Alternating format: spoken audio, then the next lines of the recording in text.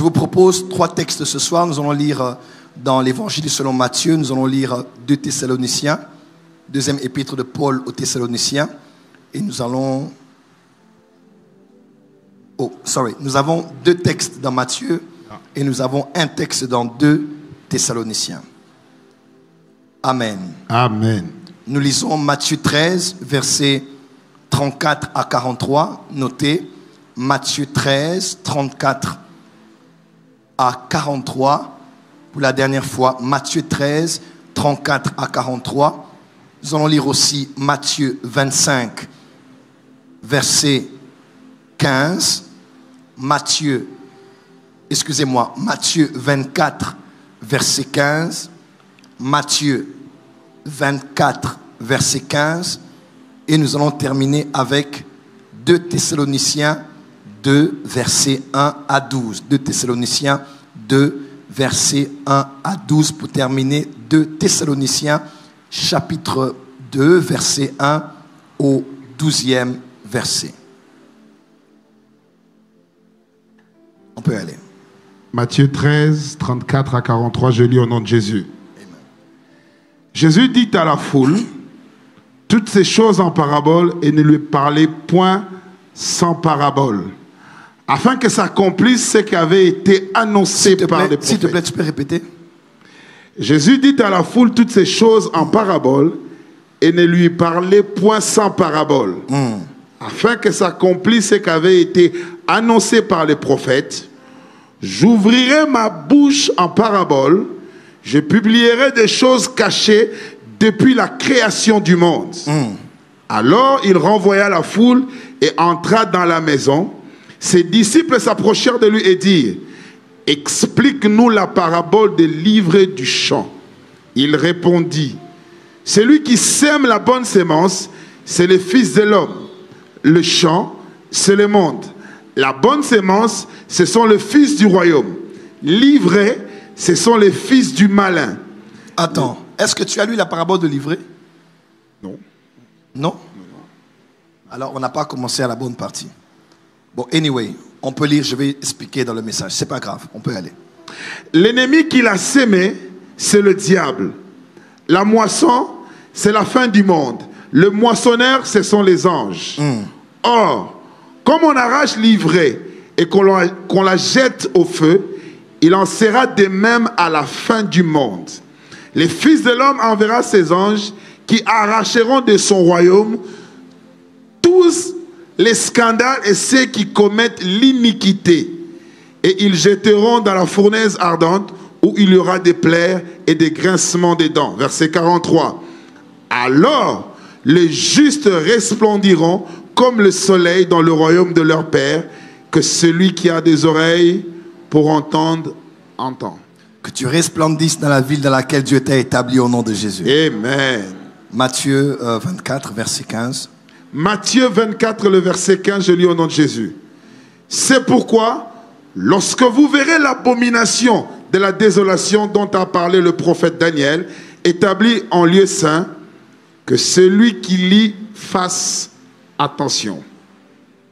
Lorsque vous allez voir l'abomination de la désolation, faire quoi? Dont a parlé le prophète Daniel, établi en lieu saint. Établi dans le lieu saint, oui. Que celui qui lit fasse attention. Que celui qui lit puisse faire attention. Dis à ton voisin, fais attention. Fais attention à ce que tu viens de lire. On termine avec 2 Thessaloniciens, chapitre 2, versets 1 à 12. 2 Thessaloniciens 2, 1 à 12, je lis au nom de Jésus. Pour ce qui concerne l'avènement de notre Seigneur Jésus-Christ et notre réunion avec lui, nous vous prions, frères, de ne pas vous laisser facilement ébranler dans votre bon sens et de ne pas vous laisser troubler, soit par quelques inspirations, soit par quelques paroles ou par quelques lettres qu'on dirait venir de nous, comme si le jour du Seigneur était déjà là. Que personne ne vous séduise d'aucune manière, car il faut que l'apostasie soit arrivée auparavant et qu'on l'ait vu paraître l'homme du péché, le fils de la perdition, l'adversaire qui s'élève au-dessus de tout ce qu'on appelle Dieu ou de ce qu'on adore, jusqu'à s'asseoir dans le temple de Dieu, se proclamant lui-même Dieu. ne vous souvenez-vous pas que je vous disais ces choses lorsque j'étais encore chez vous?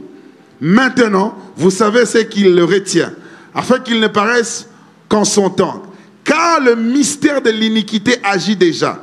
Il faut seulement que celui qui le retient encore ait disparu. Yes. Et alors paraîtra l'impie, que le Seigneur Jésus-Christ se détruira par le souffle de sa bouche et qu'il anéantira par l'éclat de son avènement. L'apparition de cet impie se fera par la puissance de Satan, avec toutes sortes de miracles, des signes, des prodiges mensongers, et avec toutes les séductions de l'iniquité pour ceux qui périssent, parce qu'ils n'ont pas reçu l'amour de la vérité pour être sauvés. Aussi, Dieu leur envoie une puissance d'égarement pour qu'ils croient aux mensonges, afin que tous ceux qui ont cru à la vérité, mais qui ont pris plaisir à l'injustice, soient condamnés. Parole du Seigneur. Que Dieu bénisse sa parole. Amen. Prions un moment, s'il vous plaît. Père, merci pour cette semaine que nous avons eue de la Pentecôte. Il y a eu tellement de choses à dire, mais que nous n'avons pas pu développer, que nous ne pourrons même pas ce soir. Mais nous prions que par ta grâce, ce soir, nous puissions conclure afin de donner à ton peuple la sagesse d'approcher ou de confronter lorsque le vrai est mélangé au faux. Donne-nous la lumière, la sagesse et l'intelligence pour qu'en ces derniers jours, nous puissions avoir la bonne attitude en pensée, en parole et en œuvre, afin de nous adapter aux réalités de la saison. Je bénis ces hommes et ces femmes. Amen. Et je prie qu'une impactation de puissance et prophétique s'en suive. Amen. Que nos vies et nos ministères ne soient plus jamais comme avant. Amen. Nous te donnons toute la gloire pour tout ce que tu vas dire et faire au nom de Jésus. Amen. Amen. Merci, veuillez reprendre vos places. Si ça ne vous dérange pas, on peut acclamer pour la parole de Dieu. Merci. Vous pouvez avancer.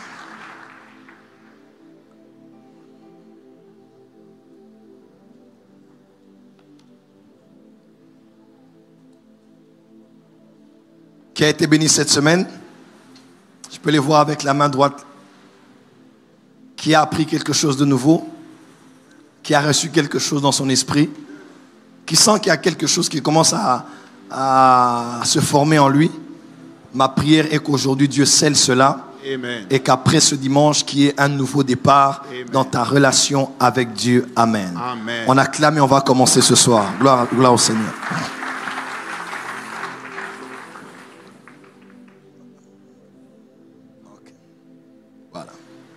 Soulever un peu. Amen. Alors, j'ai pris le temps chaque soir de faire part de ce tableau. Tableau qui a été comme la conclusion de plusieurs de mes réflexions. Depuis quelques années, je suis beaucoup intéressé sur le fait de parler à l'Église de la spiritualité. Mais je cherchais la bonne méthodologie pour la présenter afin de ne pas s'aimer la confusion dans le chef du peuple de Dieu. Alors Dieu m'a donné par le Saint-Esprit une sagesse pour situer l'Église par rapport à certaines choses qu'on a prises comme tabou, certaines choses qu'on a prises comme coutumières, certaines choses qu'on a prises même comme occultes alors qu'elles ne l'étaient pas du tout. Il fallait juste les poser dans une bonne base de tableau pour savoir ce qui est bien et ce qui est mal. Amen. Et je crois que cette manière de présenter les choses a été l'une des meilleures. Même moi-même, j'ai été édifié par cela. On peut dire avance prophète. Alors, je vous ai dit ici qu'il existe 5 dieux. Dans la Bible, dans l'histoire de la Bible, de Genèse à Apocalypse, il existe 5 dieux. En le disant, je ne contredis pas Éphésiens chapitre 4 où on dit il y a un seul baptême, il y a un seul Seigneur, il y a un seul Dieu. Oui, certes, il y a un seul Dieu, mais ce Dieu-là s'est révélé 4 fois dans l'histoire de la Bible et dans l'histoire des hommes. Dans le passé, le présent comme le futur. Il est révélé 5 fois. Mais à vrai dire, il est révélé 4 fois. Parce que ce qu'il est vraiment, c'est le Père éternel qui ne change pas. C'est le Dieu éternel qui ne change pas. Mais il s'est révélé 4 autres fois dans le temps, dans les dispensations, dans son approche avec sa relation avec sa création. Amen. Donc il existe 5 dieux. Les 5 dieux sont le Dieu éternel, le Dieu créateur, le Dieu d'Israël Et le roi est juge. Excusez-moi, le Dieu de l'Église et le roi est juge. Cela n'est pas dans la Bible, mais c'est une manière très claire que j'ai trouvée par l'Esprit pour que nous comprenions tous comment Dieu a évolué avec le temps. Dieu évolue-t-il? Non. Il est le même, il est éternel. Là où il est, il n'y a pas de changement. Il n'y a pas de mutation, il n'y a pas de modulation. Mais quand il entre dans ce qu'on appelle le temps, dans le temps, c'est maintenant là que Dieu commence à procéder de différentes manières. On peut avancer? Premièrement, je vous ai dit, Dieu est le Dieu éternel, le créateur incréé. Là où il vit, il n'y a pas de temps, il n'y a pas d'espace, il n'y a pas de matière. Il vit lui-même avec lui-même. C'est inconcevable pour nous parce que généralement, nous savons que chaque être humain a une date d'anniversaire. Les scientifiques même disent que la Terre a tel nombre d'années. Les Juifs vous diront 6 000. Nous allons maintenant aux 7 000. Amen, amen. L'être humain a une date d'anniversaire, un jour où il est né. La voiture a une date de fabrication, à part les modulations qu'on a aujourd'hui. Dubaï, les Libanais, les Congolais et ainsi de suite. On sait qu'il y a une date de fabrication. Alors tout ce qui nous entoure a un début et une fin. Parce qu'il est écrit, sous le soleil, il y a un temps pour chaque chose, pour naître et pour mourir. Un temps pour le début et pour la fin d'une chose. Même les chefs d'État ont des débuts et des fins. Les empires ont eu des débuts et des fins. Comment on peut imaginer qu'il y a un être humain qui n'a pas un début? C'est ça en fait qui nous trouble des fois. Mais c'est ça le grand mystère de Dieu. Dieu, il est quelque part où il n'a pas de début. Il n'a pas de commencement. Il n'y a aucun lieu où Dieu a eu un début. Dieu est Dieu et c'est un mystère. Quelqu'un peut dire amen? Même quand on dit au commencement, Dieu créa les cieux et la terre, ce n'est pas au commencement de Dieu. C'est au commencement quand Dieu a commencé à créer. Genèse 1, verset 1 n'est pas le commencement de Dieu. C'est le commencement de la création de l'Éternel. On peut avancer? Le Dieu éternel qui est la Père, Fils et Saint-Esprit, indépendant de tout ce qui existe sur la terre, Dieu est là. Et j'ai insisté pour vous emmener à savoir que Dieu ne dépend pas de tout ça. Dieu peut être Dieu sans la création, sans Israël, sans l'Église, sans le monde à juger. Dieu est Dieu par lui-même. Quelqu'un m'entend? Voilà pourquoi ne bloquez pas Dieu ici, ne limitez pas Dieu ici, ne mettez pas Dieu dans une box, dans un box. Non, Dieu, il est au-delà de toutes les révélations qu'il a eu à présenter au monde. Parce qu'il est l'éternel Dieu et il ne change pas. Daniel dit l'ancien des jours. On dit les années de sa vie, les années de ses origines remontent au temps de l'éternité. Comment on peut dire que quelqu'un a une origine dans l'éternité? Donc on ne sait même pas. Si on doit trouver le nombre de ces années, ça sera difficile à calculer. On va aller rapidement. J'en ai déjà parlé. Il est le Dieu éternel. Il s'est révélé dans la création. Genèse 1, verset 1. Il a créé les choses spirituelles. Il a créé les choses matérielles.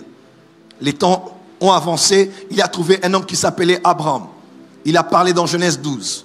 Il a mis cet homme à côté. Il a promis à cet homme de commencer une lignée par laquelle toutes les familles de la terre seront bénies par lui. Qu'est-ce qui venait de se passer? Dans Genèse 11, un chapitre avant, il y a eu la tour de Babel. Les nations se sont dispersées sur la surface de la terre. Quelqu'un me suit? Balance-moi la main là où tu es. Amen. Et il choisit maintenant cet homme. Il dit, toutes les nations là seront bénies. Elles sont maudites. Elles se sont égarées de moi. Elles se sont éloignées de moi. Mais je vais bénir toutes les nations au travers de ta semence, ta postérité. Et Abraham engendra Isaac, Jacob, Jacob les 12. Les 12 par Léa et Jacob, selon Ruth, le livre de Ruth à la fin, les deux qui ont bâti la maison d'Israël. On a eu maintenant la nation d'Israël a commencé à prendre place par les tribus qui se formaient. Plus tard, on a l'histoire de Moïse. Et Israël est né en Égypte avec la présence des frères de Joseph à Goshen. Ils sont sortis de l'Égypte, ils étaient à plus d'1 million de personnes. Exode chapitre 12. Ils sont allés dans le désert et ils sont allés à Canaan. On a distribué les terres par Josué. Ils sont devenus effectivement une nation et ils ont eu une terre. Quelqu'un peut dire amen? Dieu a été le Dieu d'Israël. Il leur a donné la constitution à Sinaï. Il a été leur Dieu et ils ont été son peuple. Et ici maintenant Dieu s'est révélé de manière tout à fait spéciale. L'église est née, Actes chapitre 2, avec 3000 personnes et plus de 120 convertis. Ils étaient tous là. Ils ont été baptisés, les 3000 et quelques, et ainsi de suite. L'église a commencé. Mais quand l'église a commencé, pourquoi elle a commencé?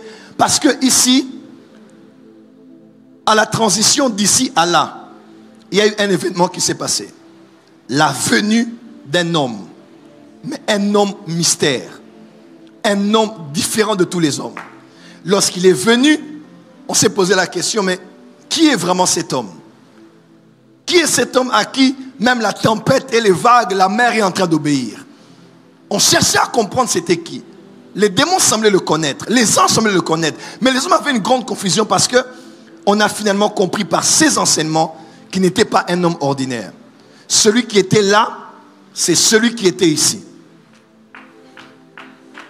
C'est au fait ce Dieu-là, avec le temps, qui s'est révélé par des prophéties, par des événements, par des métaphores, par beaucoup de choses en Israël, comme le fait, la Pâque, le tabernacle, l'arche de l'alliance, la vie des patriarches. Il a plusieurs fois révélé qui il était, mais il ne comprenait pas. Mais par Ésaïe, il a dit, un enfant nous est né, un fils nous est donné, la domination reposera sur son épaule, on l'appellera conseiller, merveilleux, admirable, et on l'appellera Père éternel. Jésus-Christ n'est pas seulement le Fils de Dieu. Jésus est la révélation du Père éternel, créateur de toutes choses depuis les temps immémoriaux. Dis à ton voisin, Jésus n'est pas un maître spirituel. Dis à ton voisin, Jésus n'est pas un maître ascensionné. Dis à ton voisin, Jésus n'est pas un gourou. Dis à ton voisin, Jésus est Dieu. Voilà pourquoi il y a deux grands mystères dans le Nouveau Testament. Le mystère de la piété et le mystère de l'iniquité. Le mystère de l'iniquité, on parle du fils du diable. On parle de l'antichrist. Mais le mystère de la piété, Paul dit à Timothée, il dit, Dieu a été vu des hommes. Dieu s'est fait chair. Il a été vu des hommes et il est monté dans la gloire. Il a été vu par les anges. Les anges ne l'avaient jamais vu ici. Mais la venue de Jésus sur la terre était la première fois où toute la création, où tous les hommes, tous les esprits qui existent ont vu Dieu pour la première fois dans une forme qu'on pouvait comprendre. Jean chapitre 1, on l'a vu avec vous, n'est-ce pas? Nul n'a vu Dieu, mais seul le Fils unique qui est dans le sein du Père, c'est lui qui nous l'a fait connaître. Dis à ton voisin, Jésus est Dieu. Il est allé à la croix, il est mort, et Jésus a mis au monde sa femme, son épouse qui s'appelle Église, de la même manière que Adam était enceinte de Ève et Adam avait mis au monde Ève. Parce que la première femme, la première mère, ce n'est pas la femme. La première mère, c'est Adam. Excusez-nous, mesdames, je sais que vous aimez beaucoup prendre le crédit. Mais si je me cache un peu, c'est Adam au commencement qui était enceinte de Ève. Et Dieu l'a emmené au poste opératoire. Dieu a fait une césarienne. Dieu, est-ce que je parle à quelqu'un ici? Dieu a fait une césarienne et il a sorti Ève d'Adam. Au commencement, ce n'est pas la femme qui a mis au monde l'homme. Quelqu'un m'entend? Mais c'est l'homme qui a mis au monde la femme. Parce que Adam était un type de Christ. Christ aussi était enceinte à la croix. Et quand on l'a percé, l'eau et le sang sont sortis parce que la poche des os était rompue. Je parle à quelqu'un qui est ici. Jésus à la croix, il portait l'église. Et plusieurs jours après, au jour de la Pentecôte, il était sur le poste opératoire aussi. Quand il voulait mettre au monde, quand on veut mettre au monde un enfant, vous allez entendre du bruit. Et on va dire à la femme, souffle, ou bien respire, ou bien pousse. Voilà pourquoi le jour de la Pentecôte, on a entendu un bruit. Je parle à quelqu'un qui est ici. On a entendu un bruit. Pourquoi le bruit? Parce que l'église était en train de sortir de lui. Je parle à quelqu'un ici. L'église était en train de sortir de lui et il faisait... Et quand il faisait ça, c'est le vent impétueux qui a soufflé. Que le vent souffle ce soir aussi. Que le vent souffle ce soir aussi. Ici, je parle des mystères du royaume. Veuillez vous asseoir, s'il vous plaît. Et Jésus a mis au monde l'église. L'église est née. Et l'église aujourd'hui a 2000 ans. Quelqu'un peut dire amen? Dis avec moi, avance prophète. Encore. Encore. Encore. Regardez une femme à côté de vous, dites nous vous respectons. Mais n'oubliez pas, vous êtes sortis de nous.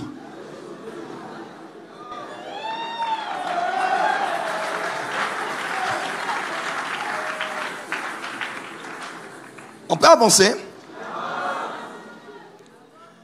Et cette personne de Jésus-Christ est devenue l'élément central par lequel Dieu a accompli ce qu'il avait dit à Abraham. Voilà pourquoi dans Matthieu 1, verset 1, on dit généalogie de Jésus-Christ, fils d'Abraham, selon la promesse, parce que Dieu avait dit qu'il allait bénir toutes les nations par Abraham, par sa postérité, et Jésus est cette postérité-là par laquelle les Turcs, les Espagnols, les Français, les Bantandou, les Marocains, ceux de Cape Town, ceux de Dubaï ou n'importe où, toutes les nations, toutes les villes, toutes les tribus de la terre sont bénies en Abraham par Jésus-Christ. Nous ne sommes pas tous des Juifs, mais nous sommes tous fils d'Abraham parce qu'on a cru en la postérité d'Abraham qui s'appelle Jésus-Christ. Dis à ton voisin, je suis béni. Dis encore à ton voisin, je suis béni.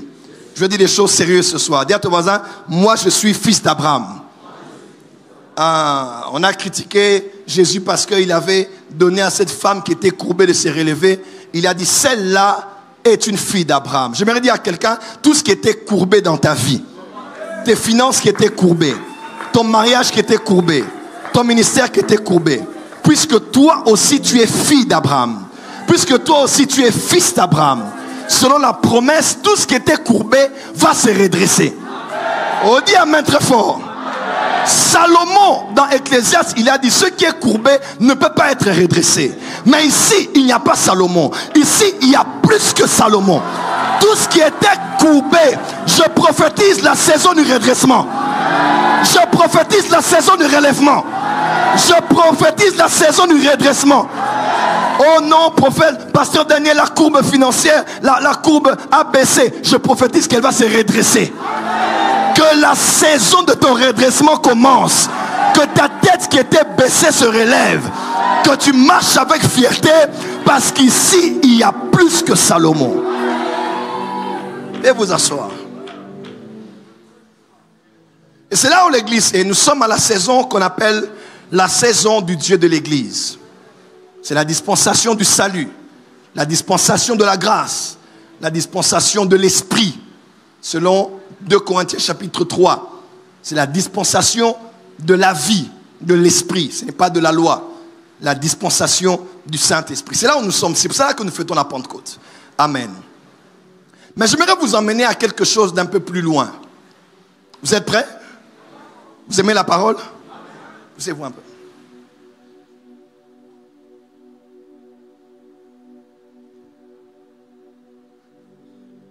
Et ce Dieu, bientôt, il ne sera plus le Dieu de l'Église. Bientôt, il ne sera plus le Dieu de l'Église. Il ne l'avait pas été, et bientôt, il ne le sera plus. Regardez avec moi. Dans Apocalypse 1, verset 19, l'ange parle à Daniel et à Jean et lui dit, tu es ici pour voir les choses qui sont. Et les choses qui se déroulent et les choses qui vont arriver dans la suite des temps. Donc, le livre d'Apocalypse concerne ceux qui étaient à l'époque, en ce temps-là, et les choses qui allaient arriver dans la suite des temps. Les choses qui sont, c'est Apocalypse 2 et 3. Là où Jésus parle aux 7 églises d'Asie mineure, parce que c'était un message de l'époque. Tout le monde savait qu'il y avait l'église de Smyrne, l'église à Éphèse, à Laodicée, à où comme ça? À Philadelphie, à Pergame, là avait le trône de Satan, et ainsi de suite. Donc il y avait toutes ces églises-là qui existaient à l'époque. Donc Jésus a révélé à Jean les choses qui étaient. C'était les choses concernant le présent. Et je vous lance le défi. On ne parle du terme église que dans Apocalypse 2 et Apocalypse 3. À partir de 4 jusqu'à la fin, on ne parle plus du concept église, mais on parle plutôt du concept épouse. À la fin, on dit, et l'esprit et l'épouse disent, viens. Et ceux qui lisent aussi le livre de cette prophétie disent aussi, viens, Maranatha, qu'ils viennent. Parce que le concept église est un concept de la terre. C'est sur la terre qu'on est église. Mais après l'enlèvement au ciel, on sera l'épouse. On ne parlera plus d'église parce que le terme église veut dire ecclésia, qui veut dire assemblée parlementaire. assemblée provinciale, assemblée gouvernementale par laquelle des hommes, l'élite de la cité, se mettaient à part pour décider des affaires de la cité. En d'autres termes, quand Jésus disait dans Matthieu chapitre 16, verset 17, « Je bâtirai mon église », il parlait d'un concept connu par les Romains et les Grecs. C'était un parlement politique. J'aimerais dire à l'église ici, l'église n'existe pas pour le ciel, l'église existe pour la terre. L'église existe pour gérer les affaires de la cité. En d'autres termes, les élections sont en train d'arriver, à part ce qu'ils font dans l'Assemblée provinciale, chez les députés, au Sénat ou dans tous les autres partis politiques. En temps normal, une église dans une nation responsable aurait en parallèle eu un gouvernement parallèle dans lequel il prépare des hommes et des femmes qui vivent dans le monde mais qui ne sont pas de ce monde. Jésus dit, vous êtes dans le monde, mais pas dedans. Vous n'êtes pas la résultante, le produit des académies. Vous êtes le produit des mystères de la science et de la sagesse divine. Ça, c'est un autre sujet. Ça risque d'être compliqué que j'entre là-bas. Je ne vais pas sortir aujourd'hui. En d'autres termes, le mot église n'existe pas pour le ciel, il existe pour la terre. Parce que l'église est un concept terrestre, est une idée terrestre de Jésus. Sur la terre, voilà pourquoi on dit, quand vous priez, dites, notre Père qui est dans les cieux, que ton nom soit sanctifié, que ton règne vienne. Amen. Et que son règne vienne au niveau de l'église. Voilà pourquoi, à un moment donné, quand cette saison prendra fin, elle prendra fin par un grand événement, suivez-moi très bien, qu'on appelle l'enlèvement de l'église. Qui croit que l'enlèvement aura lieu ici? Qui croit que Jésus revient prendre son église? Qui croit que cette terre passera ainsi que tous ses désirs? Qui croit qu'un jour on laissera toute cette terre et toute la gloire de cette terre et on ira rencontrer le Messie Yeshua dans les airs? Qui le croit avec moi?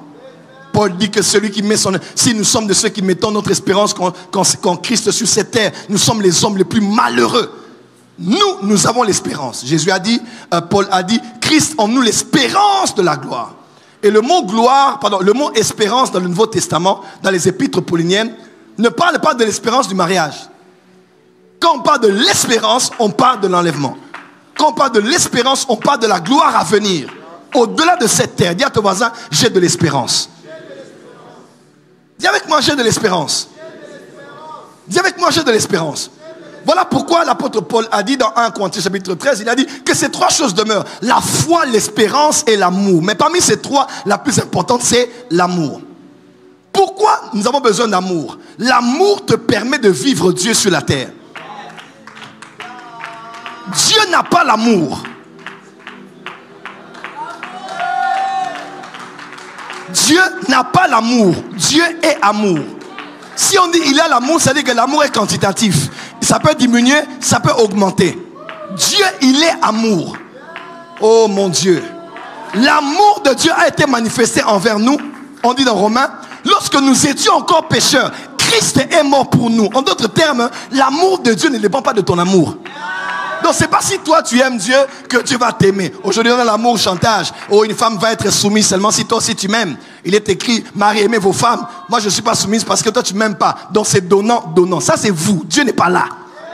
Dieu, que tu sois soumis ou pas, il t'aime. Hein? Que tu l'aimes ou pas, il sera avec toi. Donc Dieu n'est pas comme dans nos philosophies humaines là. Je n'ai pas donné parce qu'il n'a pas donné, ou je donnerai quand il donnera. Dieu t'aime. Et dans Jérémie, on dit je t'aime d'un amour éternel. L'amour d'un homme peut durer lundi à samedi, peut durer de janvier à mars et puis c'est fini. Mais l'amour de Dieu est inépuisable parce que Dieu t'aime d'un amour attaché à sa nature. Il n'est pas temporel, il est éternel. Il t'aimera quand tu seras fort, il t'aimera quand tu seras faible. Il t'aimera quand tu prieras beaucoup, il t'aimera quand tu ne prieras pas beaucoup. Dis à ton voisin, Dieu m'aime.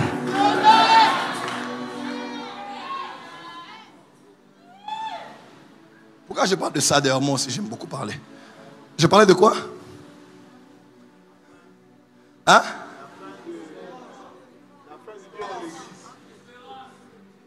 Voilà. Dans l'amour, nous reflétons la nature de Dieu. Pourquoi on a besoin de l'espérance? On a besoin de l'espérance pour le futur. L'espérance, c'est pour l'enlèvement. C'est pour l'éternité. C'est pour ce qui arrivera au-delà. Pourquoi la foi? La foi pour qu'après avoir manifesté la nature de Dieu, on vive les promesses de Dieu sur la terre. La différence entre la foi et l'espérance, c'est que la foi, c'est le futur. Mais la foi, c'est maintenant. La foi est la ferme assurance des choses qu'on espère. Quelqu'un m'entend? Et la démonstration des choses qu'on ne voit pas. Dis à ton voisin, j'ai la foi, l'amour et l'espérance. Donc l'enlèvement aura lieu. Et après l'enlèvement, vont commencer des événements terribles qui vont arriver sur la terre. On peut les acclamer? Merci à vous tous. Bien.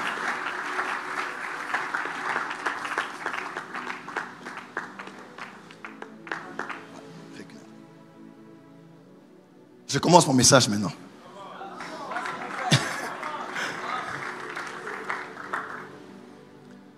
Quand Dieu ne sera plus le Dieu de l'Église, Dieu deviendra le roi et le juge.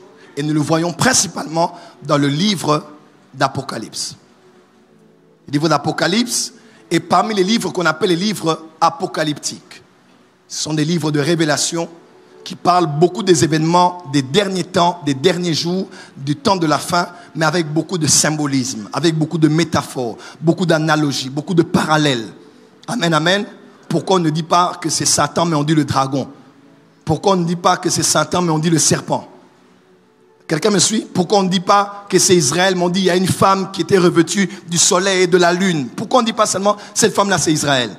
Quelqu'un me suit? Quand on parle de la bête, Apocalypse 13, qui sort de la mer, pourquoi on ne dit pas seulement que c'est un homme? Mais on doit parler de la bête. Donc toutes ces images-là font en sorte que ces livres sont classés parmi les livres qu'on appelle apocalyptiques. On a le livre de Daniel, le livre de Zacharie, une partie peut-être d'Ézéchiel, mais surtout le livre d'Apocalypse. Alors pourquoi il y a beaucoup de symboles là-bas d'Apocalypse? Je vais être honnête avec vous. Beaucoup de thèses sont autour de ça et j'ai beaucoup étudié Apocalypse. L'apôtre Paul était arrêté à l'époque d'un empereur. C'était un prisonnier politique. Il semble qu'on l'avait mis dans un tonneau d'huile, mais il n'est pas mort. Il semble, on l'a troué les yeux. Ça, c'est dans l'histoire de l'Église. Et on l'a jeté dans l'île qu'on appelle Patmos. Alors, il recevait des messages tellement forts. Dieu avait voulu lui donner ce message dans ce temps-là par les symboles pour qu'il ne soit pas en danger devant l'Empire romain. Parce qu'on appelait Rome, Babylone à l'époque. Quand on parlait de la chute de Rome, on parlait de la chute de Babylone. Alors, puisqu'il y avait ces genres de langage, je crois que dans la sagesse de Dieu, Dieu a donné un langage codifié. Sinon, on allait détruire les parchemins qui composaient ce livre. Deuxièmement, parce que la gloire de Dieu, c'est de cacher les choses. Dieu aime que les gens étudient. Dieu aime que les gens entrent en profondeur. Jésus parlait à tout le monde par des paraboles. Les gens ont dit, on le connaît, il n'a pas tout dit. On le connaît, il n'a pas tout expliqué. Hors de la maison, il parle en symbole, il parle en parabole, il parle en histoire, mais ils sont allés avec lui dans la maison. Je prie que tu ailles dans la maison. Je prie que tu ailles dans la maison. Que tu n'aies pas une chrétienté de la foule, quand on prêche, tu entends. Mais quand on écoute comme ça, la Bible déclare, quand tu veux prier, entre dans ta chambre. Que tu aies la capacité d'entrer dans le logos et de sortir le rhéma dans le logos. Et comme ça que Jésus a dit, je vais maintenant vous expliquer les choses qui sont cachées. Tout ce que j'ai dit là, c'est ça en fait. Le chant, c'est le monde. Les fils du diable, c'est livré. Quelqu'un me comprend?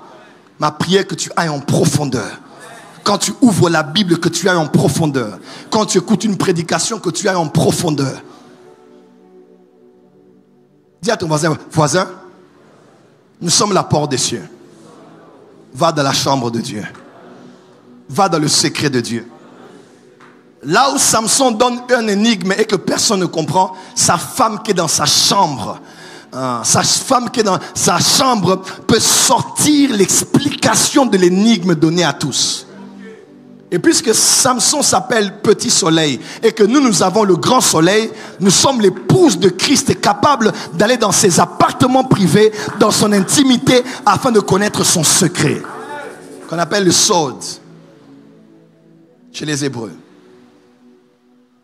Donc, le livre d'Apocalypse, c'est un livre où Dieu cache des choses. La gloire de Dieu, c'est de cacher les choses.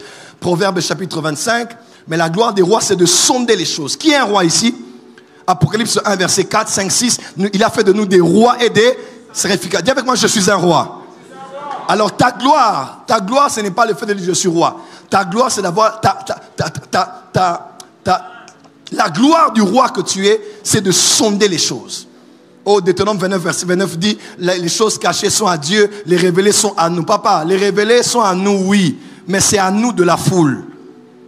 Mais les disciples ne restent pas dans les... C'est caché, c'est à Dieu. Non, la Bible dit que invoque-moi et je te répondrai. Je veux te révéler les choses qui sont cachées.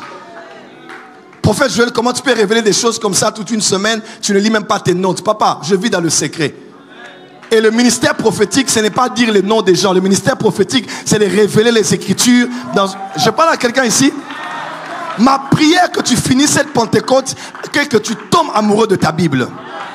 Que tu tombes amoureuse de ta Bible.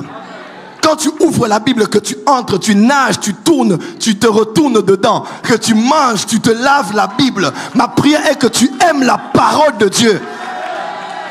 Oui, il y a des choses cachées dans la Bible. Oui.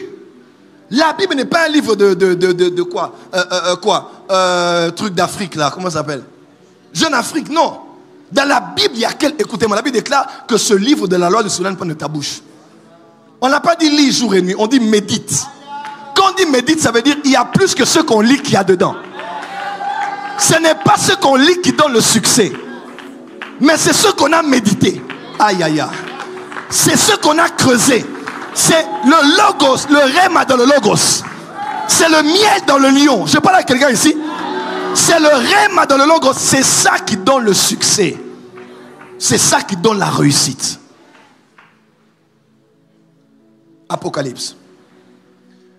C'est quoi Apocalypse? Apocalypse, c'est juste révélation. Apocalypse, dévoilement, mise à nu. Ce n'est pas l'Apocalypse de Jean, c'est l'Apocalypse de Jésus-Christ à Jean par le canal de son ange. Un ange a été envoyé et c'est cet ange qui a révélé à Jean tout ce qu'il a vu et qu'il a su concernant le temps de son époque, mais aussi concernant les temps futuristes. Et c'est par le canal d'un ange.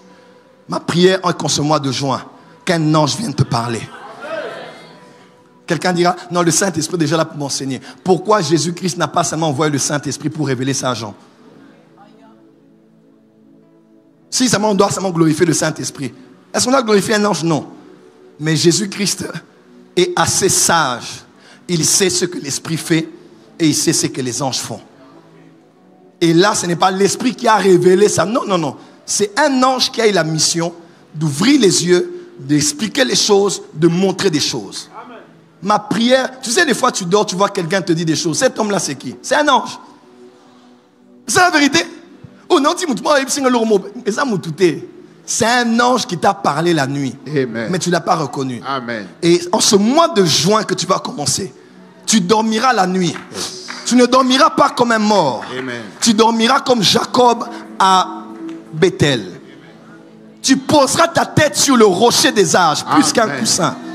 Et le ciel sera ouvert. L'échelle sera établie dans ta Amen. Chambre. Ta chambre va devenir un sanctuaire. Amen. Hein? Tes requêtes vont monter. Amen. Et des révélations sur des pays, Amen. Des révélations sur des nations Amen. Vont commencer à venir à toi. Amen. Amen. Amen. C'est ce qui va arriver. Yes. Ce qui va arriver. C'est ce qui va arriver. Alléluia.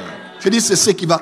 Alléluia. Je vous disais ici, moi je n'ai pas fait la théologie, mais je me suis formé, bibliquement parlant. Mais les révélations que j'ai, je vous dis, il y a des choses, je n'ai consulté ni la chair ni le sang. Ce sont des esprits de Dieu. Quelqu'un dit, ah papa, dit seulement le Saint-Esprit. La Bible déclare, éprouvez les esprits pour savoir lesquels sont, s'ils sont de Dieu. Ça veut dire qu'il ne faut pas seulement dire éprouver les esprits. Non, on dit pour savoir s'ils sont de Dieu. Ça veut dire qu'il y a aussi des esprits de Dieu. On peut les appeler anges, on peut les appeler êtres. Mais Dieu a créé les esprits, l'armée des cieux. Et Dieu envoie pour nous enseigner les choses, nous révéler des choses. Et moi, c'est comme ça qu'on me parle à la maison. On me donne des versets. Je peux te citer 100 versets. J'ai cité combien depuis que je prêche? Mais c'est par cœur, je n'ai pas lu. Quelqu'un me suit? Ma prière que tu sors de cette Pentecôte avec la maturité. Que tu manges la parole, que tu deviennes la parole, que tu vives la parole de Dieu. Parce que là où le Saint-Esprit est, là où les vrais anges sont, ils élèvent la parole. Ils donnent à quelqu'un de dépendre de la parole et non des prophéties. De la parole et non des rêves. Que la parole de Christ habite à vous abondamment. On est dans Colossiens, n'est-ce pas? Je prie ce soir que la soif de la parole abonde dans ton cœur. On avance? On avance? Vous êtes sûr? Alors, Apocalypse, c'est quoi? Apocalypse, c'est la transition de Jésus-Christ comme le souverain sacrificateur à son rôle maintenant de juge et de roi. Apocalypse, c'est quoi? Tout Apocalypse, c'est quoi? C'est juste Jésus-Christ, le souverain sacrificateur, qui est allé à la droite du Père, n'est-ce pas? Il a intercédé pour nous. Il est là-bas pour intercéder pour nous après la résurrection et l'ascension. Il est assis à la droite du Père. Il est là-bas, souverain sacrificateur. Maintenant, Apocalypse nous montre comment il va quitter cette place-là à la droite du Père, où il intercède pour nous. Il va maintenant devenir le roi et le juge. Voilà pourquoi dans Apocalypse 1, la révélation que Jean a de Jésus, c'est un souverain sacrificateur. Il a la tenue sacerdotale. Qui me suit? La présentation d'Apocalypse 1, quand Jésus vient à lui, il vient comme un sacrificateur. Mais maintenant, il commence à avancer. Il parle d'Apocalypse 2 aux églises, 3 aux églises, 4 verset 1. Puis j'ai entendu une voix. Puis je vis une porte ouverte au ciel. J'ai entendu une voix comme le son d'une trompette qui dit: monte ici. Et je te ferai voir les choses qui vont arriver quoi dans la... Dis à ton voisin, monte. Qui est dans l'année de l'ascension ici? Et pour ceux qui lisent ça spirituellement, quand on dit monte ici, ce n'est pas juste monter dans la prière, monter dans le jeûne, monter dans l'adoration. Monter ici, eschatologiquement parlant, c'est l'image de l'ascension. Parce que Jean a été là à l'époque de l'église, des 7 églises, c'est l'époque des choses qui sont, et maintenant il a avancé. On dit maintenant monte. Et quand il monte, Apocalypse 4, on continue, et 5, on parle maintenant de ce qui se passera au ciel quand nous serons tous enlevés. Apocalypse, ce n'est pas un livre chronologique, ce n'est pas chapitre 1, 2, 3, c'est... Non, mais il y a 2, 3 chapitres des fois qui sont chronologiques. 4, 5, 6 sont chronologiques. Quand nous serons tous enlevés, nous serons au ciel. Et c'est là que l'ancien va dire, ne crains pas. Pourquoi? Voici l'agneau de Dieu qui a vaincu pour rompre les 7 sceaux. Et c'est maintenant là que les 7 sceaux vont commencer. Nous, on sera au ciel, on ne sera plus l'église, on sera l'épouse. Il y aura les noces de l'agneau, il y aura le béma de Christ, le tribunal de Christ. On nous donnera les récompenses.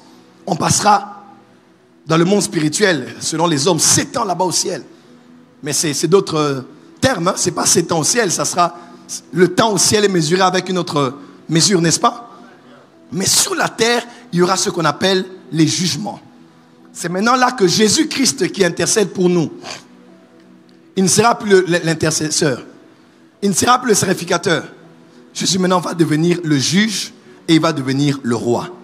C'est là maintenant que pendant 7 ans, il y aura des jugements sur la terre qu'on appelle les 7 sceaux, les 7 fléaux et les 7 trompettes. Mes frères et sœurs, ne ratez pas l'enlèvement. Ratez un rendez-vous avec votre chéri, un rendez-vous d'affaires, un rendez-vous à Dubaï, un rendez-vous téléphonique, un rendez-vous sur Zoom, un rendez-vous de dîner, un rendez-vous de famille. Mais s'il vous plaît, ne ratez pas l'enlèvement de l'église. Parce que ce qui va se passer sur la terre, ça va être catastrophique.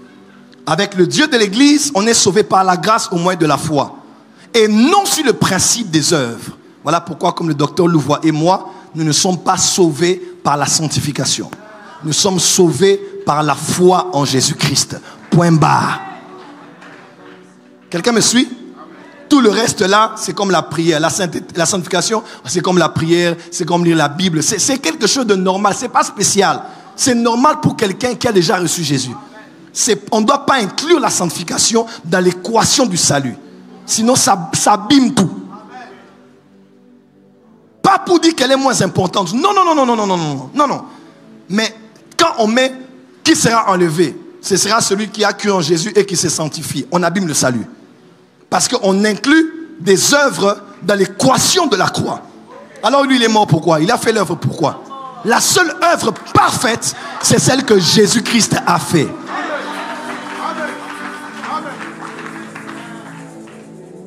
Est-ce que quelqu'un m'a compris? Donc la sanctification, c'est comme la vie de prière, la vie de jeûne, la vie de l'amour, la vie des dons, le don de soi, les bienfaisances. C'est l'écoulement normal de la vie nouvelle que tu as eue en Dieu.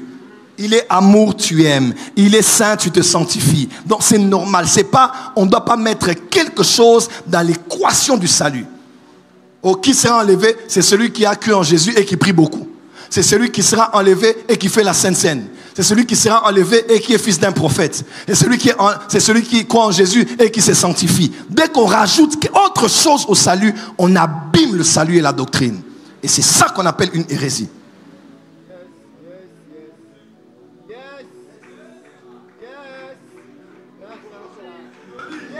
On peut avancer?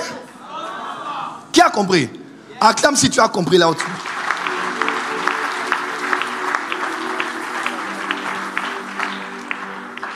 Mes frères, ça va être chaud. Voilà pourquoi, s'il vous plaît, ne ratez pas l'enlèvement. Qui me suit ici? Ça passe? Maintenant, regardez ce qui se passe ici.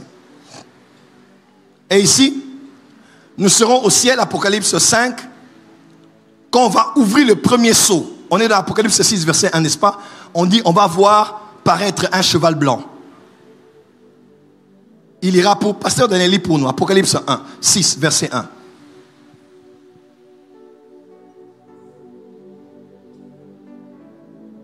Apocalypse 6, à partir du premier verset, je lis au nom de Jésus.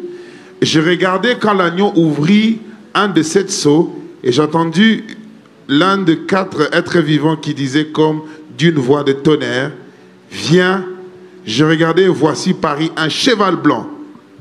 Un cheval? Cheval blanc. Vous le savez, dans l'Antiquité et dans tous les âges, il y a beaucoup de chevaux. Un cheval blanc était souvent utilisé par les officiels.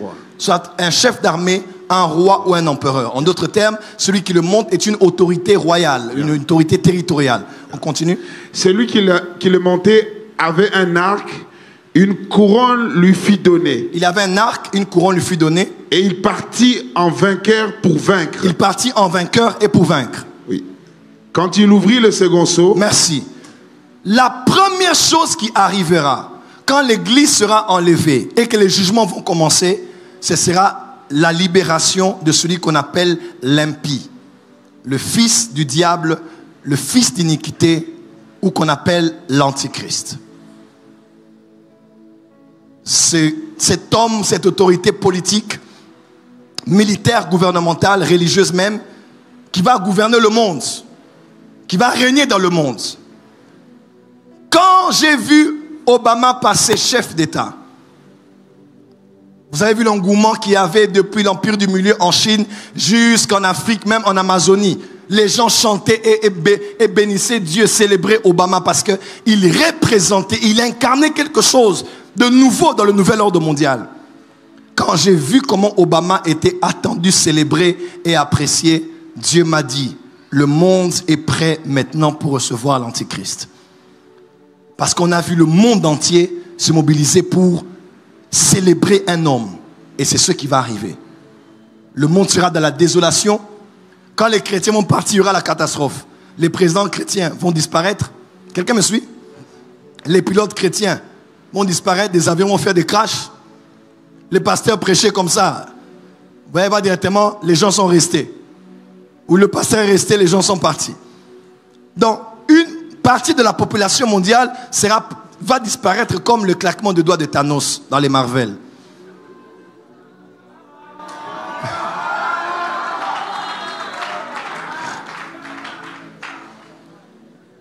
Parce que quand il viendra, il va nous attirer. De la même manière que quand il y a beaucoup de bouchons, ceux qui jouent le jeu des dames, il y a beaucoup de bouchons. Si tu prends l'aimant, tu mets au-dessus, tu commences à bouger l'aimant, tu vas voir, commence à monter. Pourquoi? Parce que ces deux natures-là sont compatiblement attractives.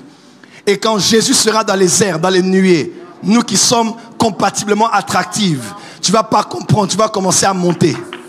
Tu vas monter sans escalator, sans escalier, sans quoi? Sans ascenseur. Tu vas monter et tu seras avec le Seigneur. Qui croit qu'il va monter avec Jésus ici? Qui croit qu'il va monter avec Jésus ici? Qui croit qu'il va monter avec Jésus ici? Oh, j'attends ce jour au son de la trompette, à la voix de l'archange. Les morts en Christ, premièrement, vont ressusciter.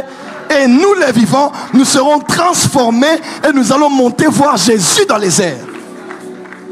Donc, tous les chrétiens dans tous les postes de commandement vont partir. Celle de la terre, lumière du monde.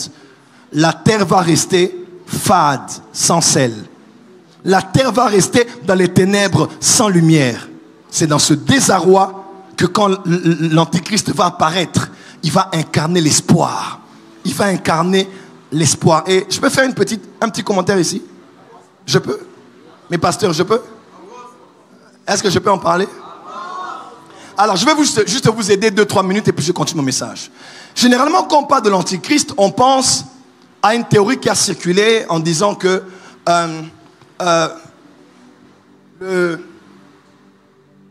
l'Union européenne, la bête, l'Union européenne,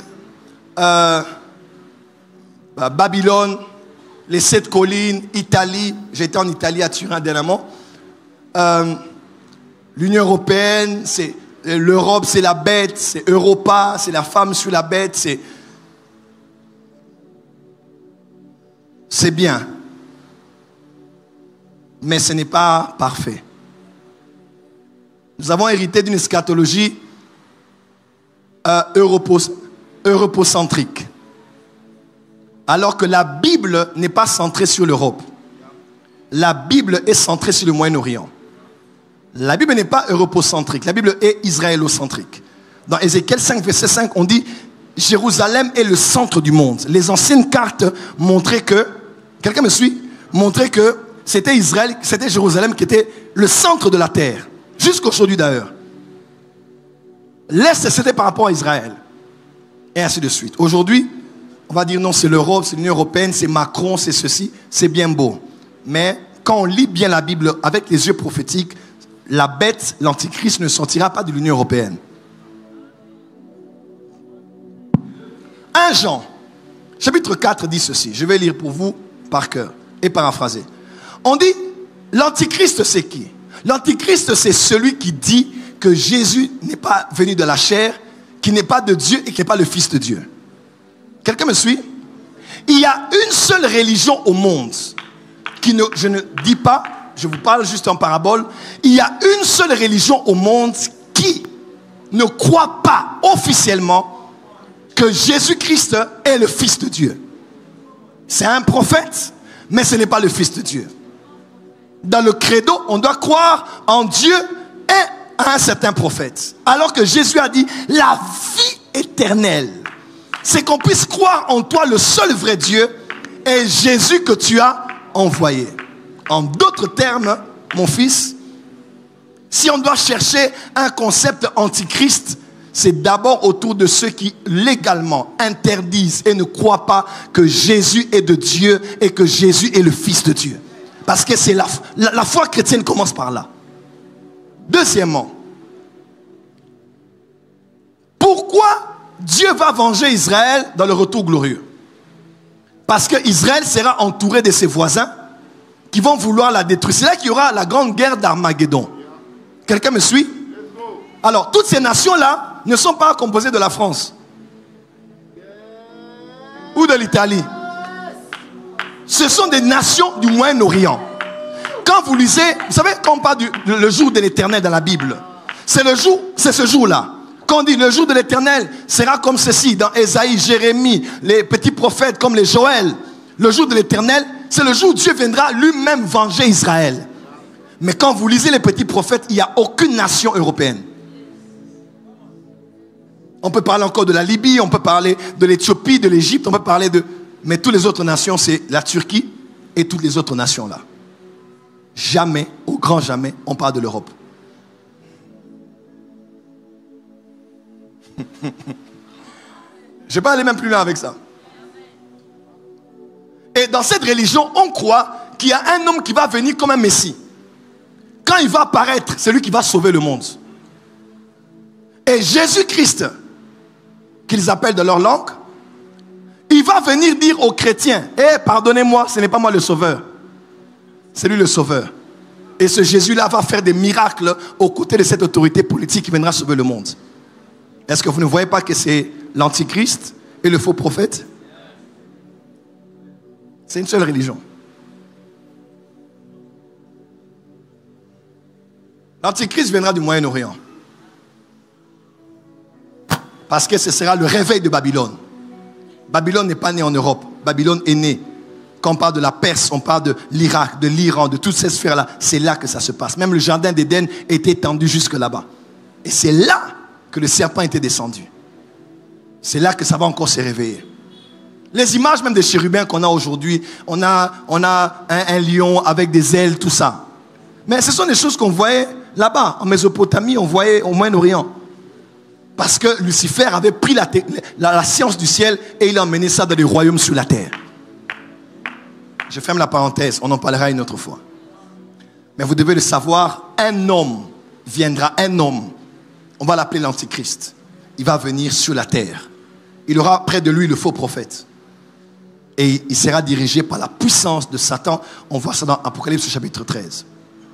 Mais Jean dit ceci, il dit, l'Antichrist doit venir, mais son esprit agit déjà. On dit, les antichrists sont déjà là. Son esprit agit déjà.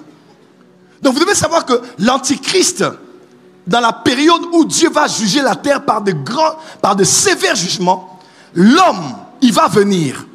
Oui, mais son esprit, l'esprit de sa venue est déjà là. Par des faux Christ, quelqu'un me suit? Et par des faux prophètes. C'est ce qu'on a dans le monde aujourd'hui. Ce n'est pas l'Antichrist comme homme qui est venu, mais c'est son esprit qui est déjà venu. Vous croyez que Jésus viendra? Jésus reviendra, oui, physiquement. Mais son esprit est déjà là. L'esprit de sa venue est déjà là. Et c'est ce qu'on appelle le réveil. Le réveil, c'est l'esprit de la venue de Christ qui est là avant qu'il ne vienne lui-même. Est-ce que ce que je dis est trop compliqué? Balancez les mains. Dis à ton voisin, bienvenue à la porte des cieux.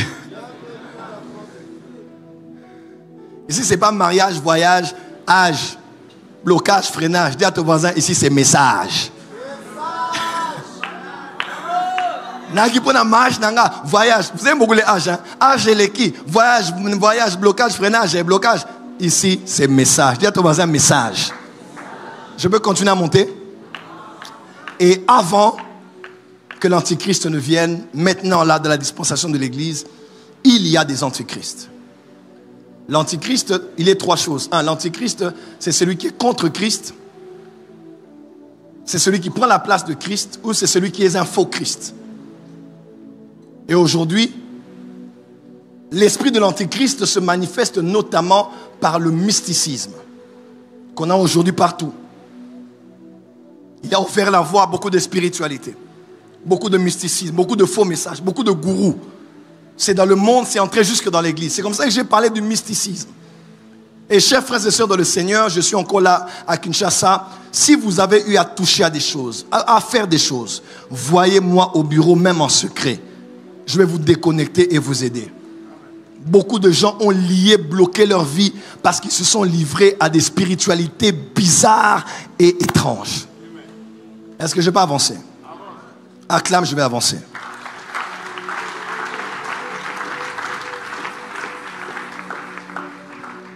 Et l'esprit de l'Antichrist est là par les hommes qu'on appelle les fils du diable. Les fils de Satan. Les serviteurs de Satan. Les serviteurs du diable. En même temps, sur la terre, on a les fils de Dieu, les enfants de Dieu. Je vais vous répondre eschatologiquement aujourd'hui. Lorsque le faux et le vrai sont mélangés, qu'est-ce qu'il faut faire? Parce que maintenant là, l'esprit de l'Antichrist a libéré sur la terre les fils de Satan. Je veux dire quelque chose qui est sévère, mais je vais quand même le dire. Je crois qu'il y a des gens qu'on appelle les fils de la perdition. Je crois. En tout cas, si je me suis trompé, pardonnez-moi. Mais je crois qu'il y a des gens qui ne seront pas sauvés. Je crois qu'il y a des gens qu'on appelle les fils de la perdition. Que tu le prêches ou pas, il ne va pas changer. Il est comme ça. Parce que leur naissance même est douteuse. D'où ils viennent même, c'est douteux. D'où venait Judas? Bon, je n'entre pas là-bas. Dis avance, prophète. Ah oui, oui, oui, oui. Il faut beaucoup réfléchir avec la Bible. Il y a des fils du diable sur la terre. Ils sont dans la musique. Ils sont dans la politique. Ils sont dans le monde de la culture.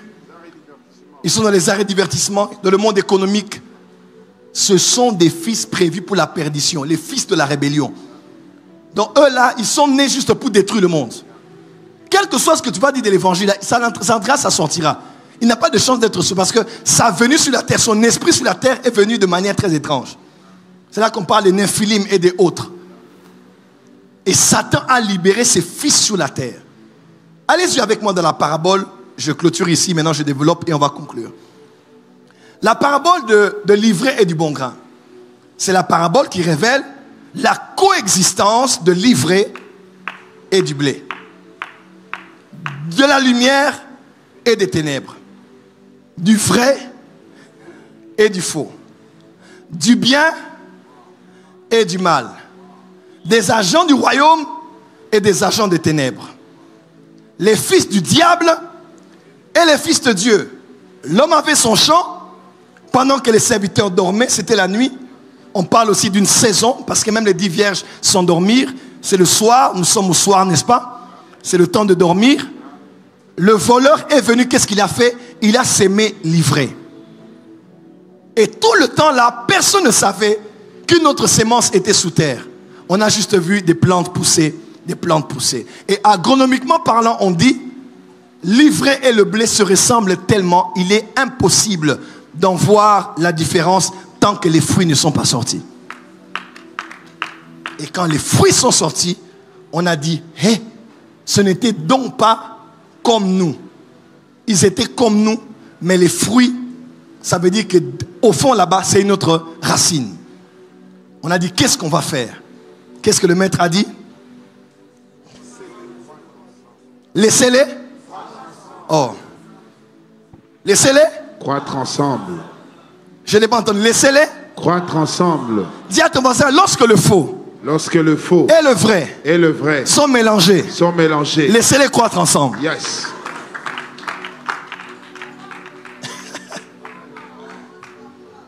Dis à ton voisin, lorsque le faux et le vrai, l'ivraie et le blé sont mélangés, ne te donne pas des mots de tête. Laisse-les croître ensemble. Acclame maintenant que je t'explique. Le champ, Elsa, c'est le monde. L'ivraie, ce sont qu'il est fils du diable. Le blé, c'est qui? Fils de Dieu. C'est les fils de l'église. Hein? C'est les fils de l'église? Non, on n'a pas dit les fils de Dieu dans la Bible. Royaume.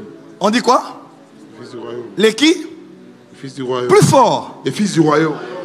Ceux que le maître a sémés dans son champ, étaient-ce des fils de l'église? Non.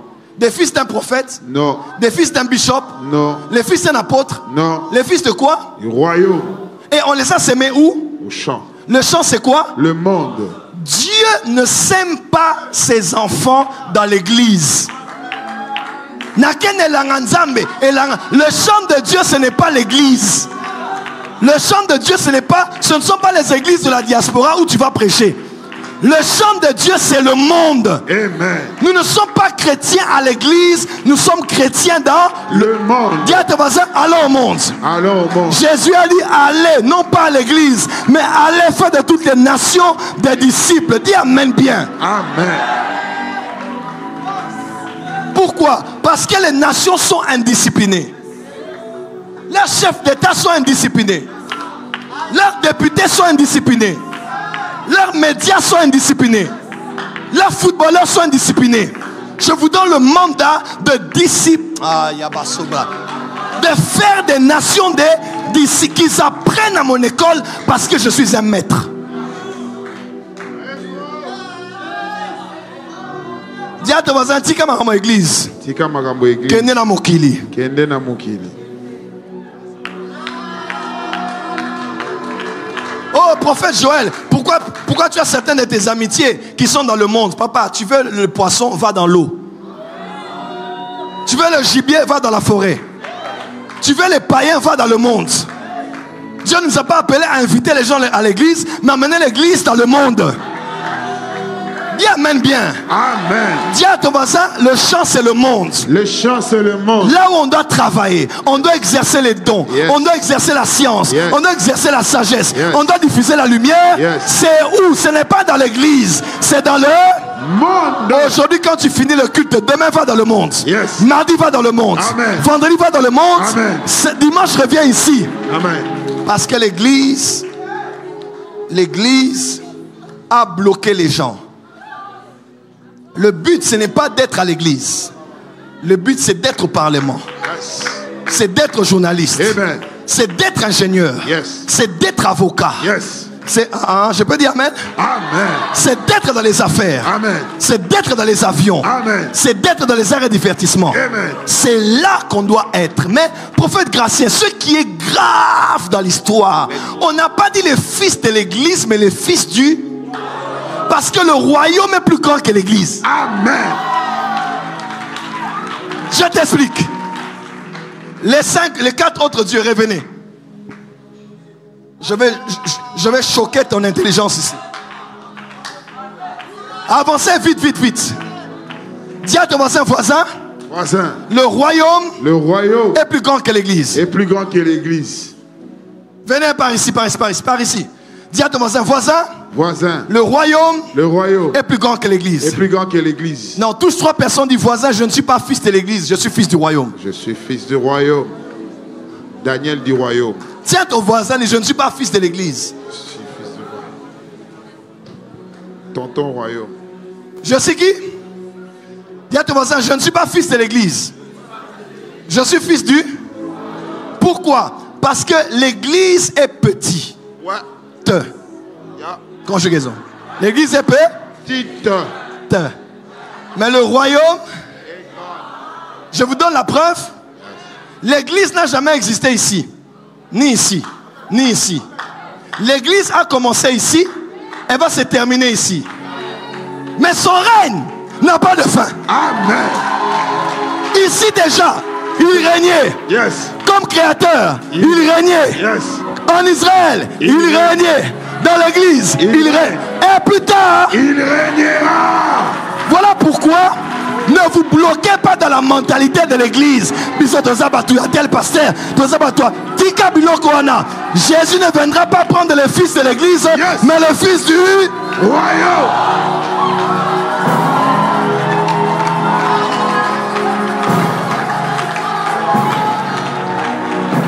Aïe, aïe, aïe, aïe, aïe, aïe, aïe, aïe, aïe, aïe, aïe, aïe. Oh, nous sommes de Pierre, nous sommes de Paul, nous sommes d'Apollos. Papa, ce n'est pas un pasteur qui te sauve, ce n'est pas le prophète qui te sauve, mais c'est le roi des rois. Yes.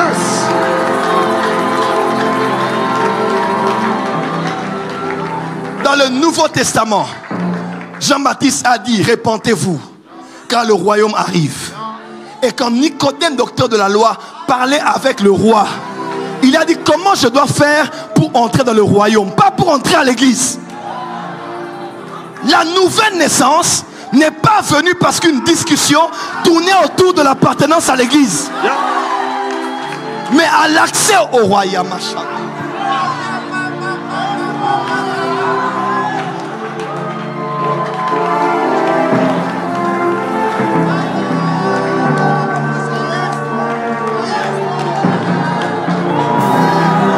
Est-ce que les fils du royaume sont là?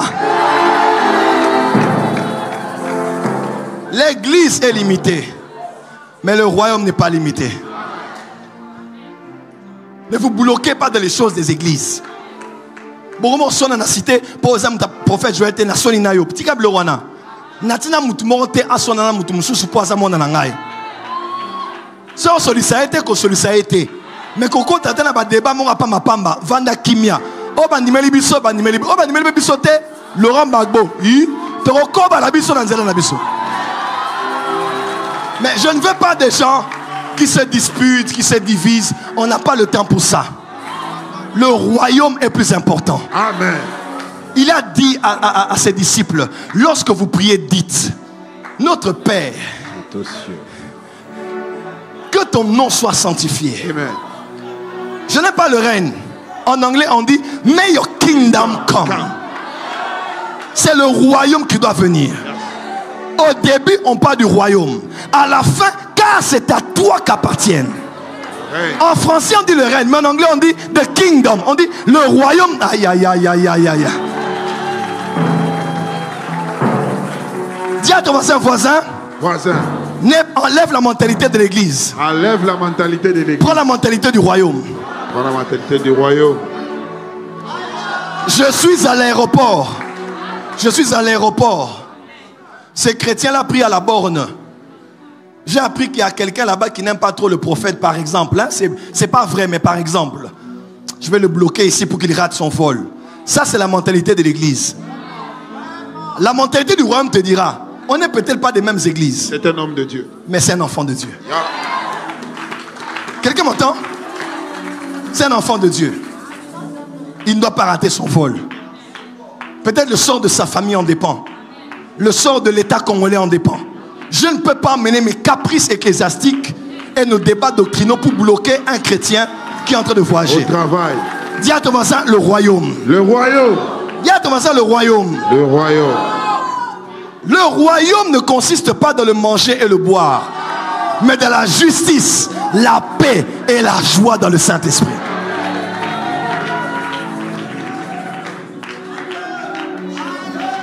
Voilà pourquoi Jésus n'est pas que le Seigneur de l'église, il est le roi. Le roi.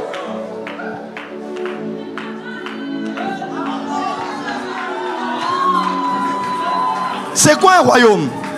Un royaume, c'est quoi? Je vous l'ai dit, la reine d'Angleterre. Rest in peace. Le roi d'Angleterre est le roi de tout un domaine. Vous le savez? Yes. Le royaume d'Angleterre, on appelle ça le royaume où le soleil ne se couche pas. Pourquoi? Parce que depuis l'Australie appartient à l'Angleterre. Yeah. Nouvelle-Zélande, Canada, l'Angleterre, n'est-ce pas? Au-dessus, l'Écosse aussi. Exactement. L'Irlande et les autres. Donc tout ça, c'est le domaine du roi. Ce n'est pas un pays, c'est un royaume. Dans la terre, là, les appartiennent. Et en Afrique, les pays du Commonwealth. Vous savez qu'au Kenya, le Kenya appartient à la reine. Oh, mais Zimbabwe, tous ces pays-là, ils ont des taxes qu'ils donnent à l'Empire britannique. Parce que quand le roi arrive là, il arrive pour visiter son domaine. Sujet. Voilà pourquoi en anglais on dit kingdom. Kingdom. King, roi, dom, domaine. Le royaume, c'est le domaine du roi.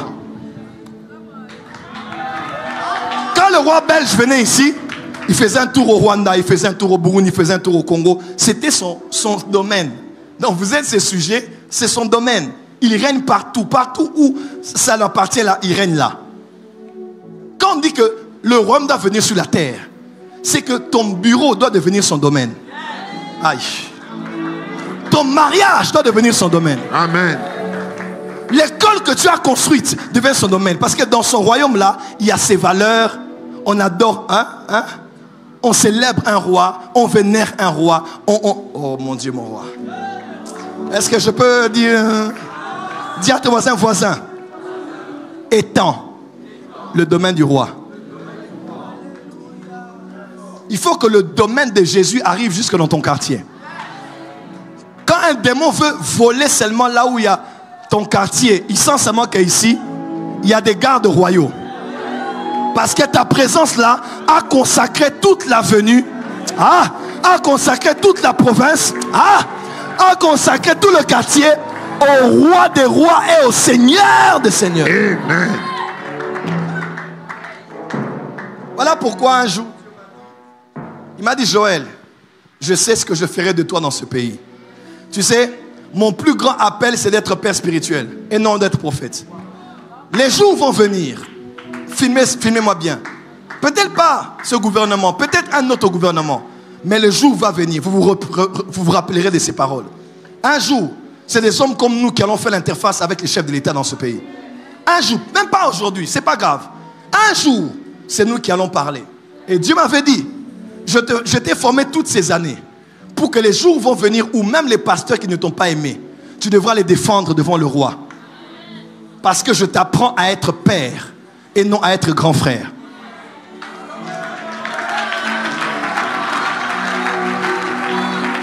Les frères de Joseph ont eu peur quand Jacob est mort. Ils ont dit voilà, il va nous tuer, il va se venger parce qu'on avait fait du mal. Joseph dit non, j'ai été formé. La parole de Dieu a éprouvé, comme on dit dans le psaume, a éprouvé l'homme qu'il était. Il dit c'est pas grave, vous avez pensé me faire du mal, mais Dieu a changé ça parce que je dois vous défendre vos intérêts. Que Dieu fasse de toi un père et une mère. Amen. Déborah ne s'est pas levée comme une prophétesse d'abord. Déborah s'est levée comme une mère. On a trop de femmes députées femmes. On a trop de femmes députées féministes. Mais on n'a pas trop de femmes députées mères. Elles vont là-bas pour leurs intérêts. Elles vont là-bas pour avoir des relations avec certains autres. Elles vont là-bas pour avoir des accès. Que Dieu donne à ce pays des Déborah qui sont des mères. Amen. Elle est une mère pour le pays. Amen. Elle est une mère pour le Kivu. Amen. Elle est une mère pour le Maniema. Amen. Elle est une mère pour le Congo central. Yes. Elle est une mère pour le Bandundu. Yes. Elle est une mère pour tous les Congolais. Amen.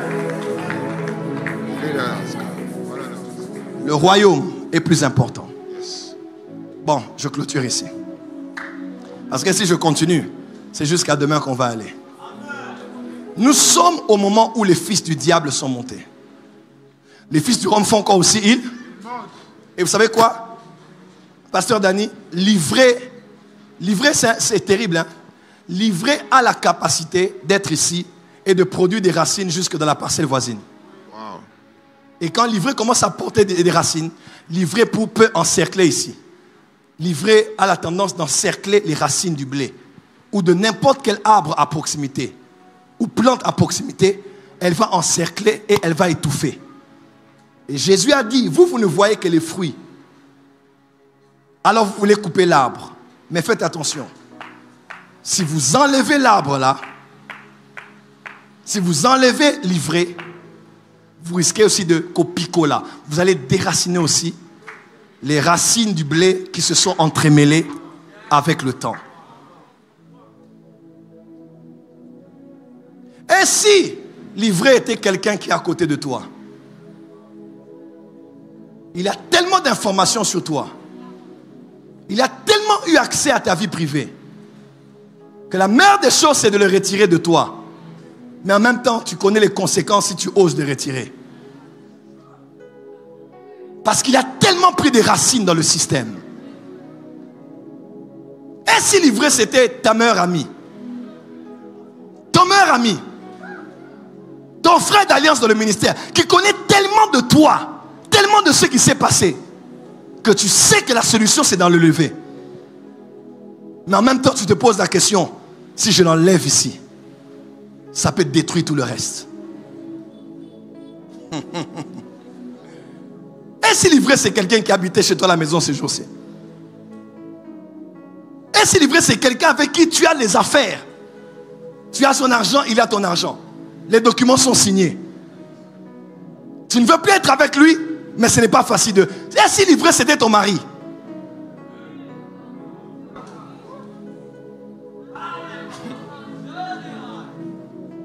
Voilà pourquoi, pour éviter que Livrer soit là, ne dormez pas. Oui, ne dormez pas.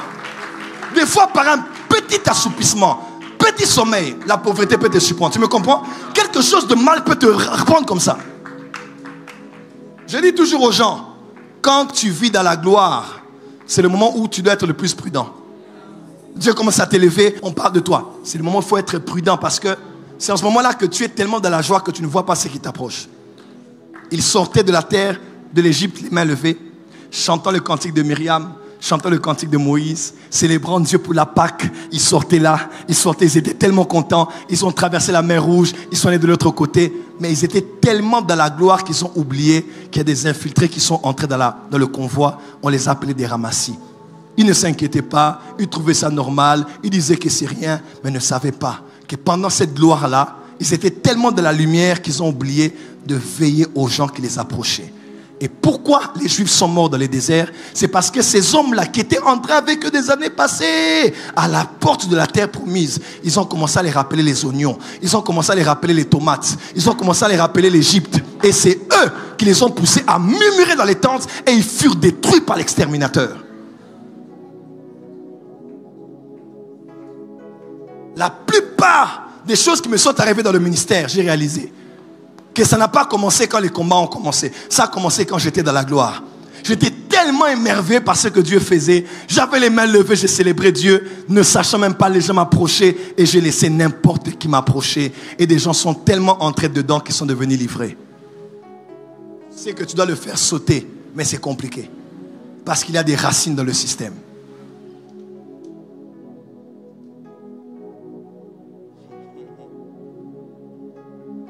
Tu commences à chercher un visage. Hein? Tu dis, ça peut être qui autour de moi ici? Dis à ton voisin, arrête de chercher un visage. À partir de ce soir, arrête de dormir. C'est vrai, hein?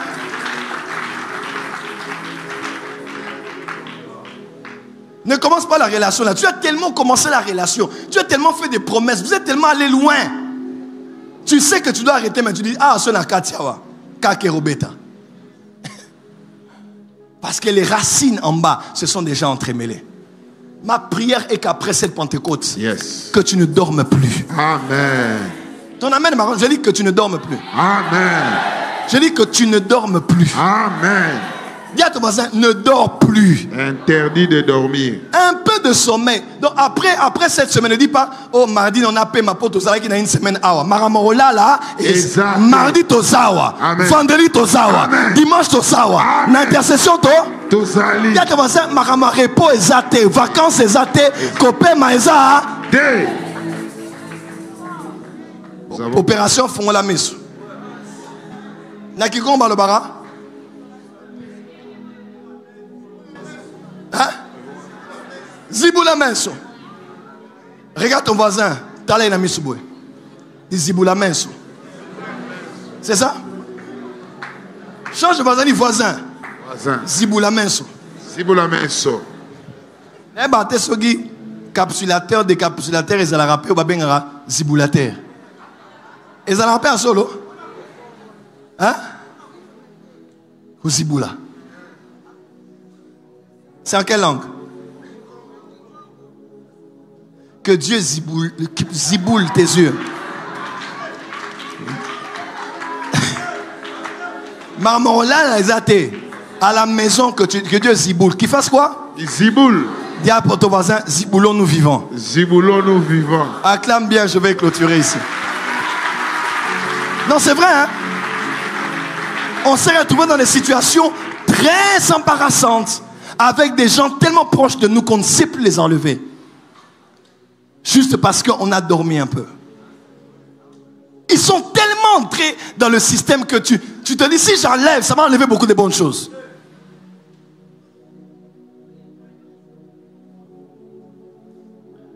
Pour éviter ça, il faut éviter de dormir. Dans la gloire comme dans la souffrance, fais attention aux gens devant qui tu t'ouvres. Dans la souffrance, des gens viennent, tu vas te dire, un bon ami, on le reconnaît que dans la souffrance, il est près de moi. Non, il y a des gens qui veulent seulement connaître la vraie version des choses. Il n'est pas près de toi parce qu'il compatit, elle n'est pas près de toi parce qu'elle a pitié, mais parce qu'elle veut savoir la vraie version. Qu'est-ce qui s'est vraiment passé?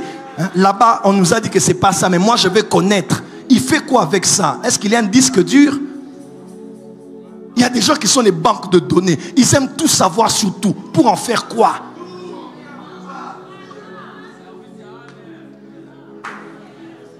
Dis à ton voisin, Zimoula Menso. Ziboulons nous vivants.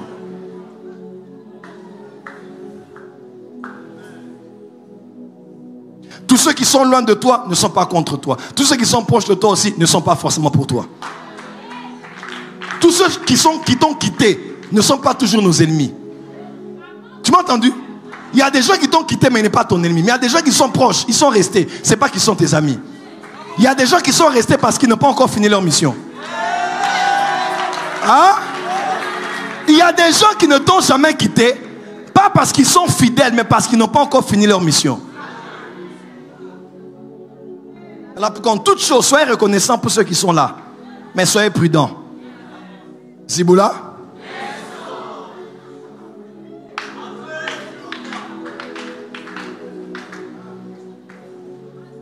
Tout celui qui te critique n'est pas forcément ton ennemi. Il y a des gens qui aiment seulement critiquer tout ce qu'ils voient. Mais ce n'est pas qui te hait. Il y a aussi des gens qui te félicitent, qui t'encensent, qui te glorifient. Ce n'est pas forcément qu'ils sont tes amis.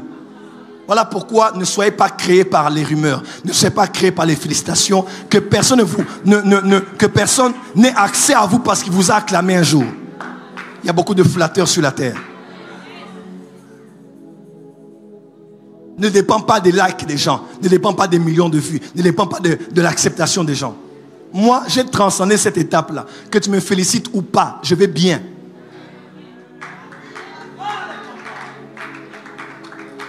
Même là où vous êtes là, excusez de vous dire, je vous aime, mais je ne vous fais pas confiance à 100%. Mais oui, je vous aime, je donnerai ma vie pour vous. Mais je fais totalement confiance à Dieu, pas à un homme. Parce que j'ai vu des gens me dire, Papa Naroti Kaote, you my father, prophesy, father. Mais il est parti, Hazar Nakis. Donc il n'y a plus rien qui m'impressionne sur la terre. Je donne l'amour, je n'attends pas qu'on m'en donne. Parce qu'il n'y a pas de plus grand bonheur qu'à donner, que de recevoir. Ça fait mal, mais c'est la réalité. Hein? D'ailleurs, mon arabe sobo, na mon arabe no boye penza. Na banina binota. Par beau paiement. Dis à ton voisin, je t'aime, mais Ziboula Menso.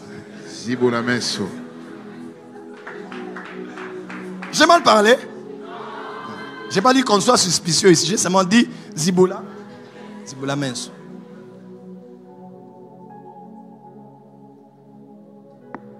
Vaut mieux voir la vie comme ça pour ne pas être surpris par les événements que de trop croire que tout sera beau et d'être déçu après. Nous là, on est prêts à tout. Mais tout ce qu'on a décidé, c'est d'aimer les gens, c'est de donner aux gens, c'est de se donner aux gens. Mais le retour là, que ça vienne ou pas, on aime. On sait que Moutaza Rambo, Moutaza Commando, Moutaza Ixor, Moutaza Mystique. Il y a des voisins Moutou, à Mystique. Et ça peut être? Yes. Ça c'était une pause café à la quinoise. Acclamez, je veux clôturer le message. Prophète Gratien, qu'est-ce qu'il fallait faire? Jésus dit, laissez-les comme ça.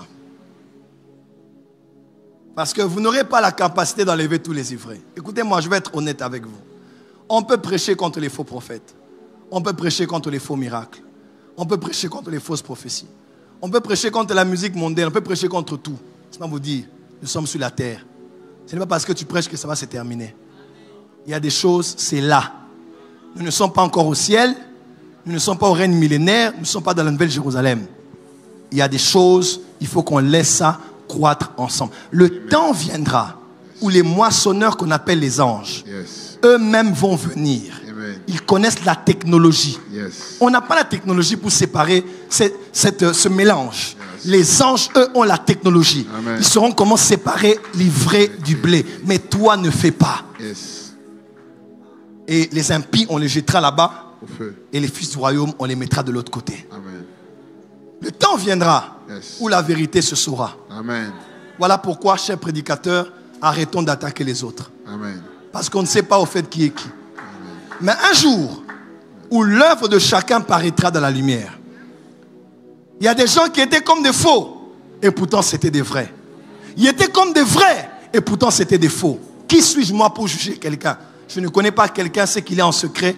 Peut-être que c'est ma chair qui m'a poussé à parler. Mais un jour viendra où on saura qui est qui est vrai et qui est faux. Mysticisme ou prophétisme, même si je prêche une semaine pour que les gens arrêtent ça, je ne changerai pas le monde. Il est tel qu'il était, tel qu'il est et tel qu'il sera. Parce que l'esprit de l'antichrist est encore là. Jésus avait promis, les faux Christ allaient venir, les faux prophètes allaient venir. Même si tu prêches, les faux prophètes, ils vont être là. Ils vont aller dans la maison de tes fidèles. Ils vont bouffer de l'argent. Ils vont faire des veillées. Ils vont prendre tes dîmes. Tes fidèles vont te dire Amen, Daddy. Mais ils ont plusieurs personnes à qui ils appellent Daddy là-bas. Daddy tel, Daddy tel, Daddy tel. On ne peut pas fuir ça. C'est des choses qui étaient et qui sont là. Qu'est-ce qu'on doit faire? Si eux croissent, on doit croître aussi. Si Beyoncé fait ce qu'elle fait là dans les concerts qu'elle fait maintenant avec des signes illuminatiques terribles. Si elle a eu 3 milliards, toi aussi tu dois être 3 milliards. Je peux dire quelque chose ici? Avance, prophète. Je peux dire quelque chose ici? Avance. Je vais te choquer. Entre l'ivraie et le blé, qui était le grand frère?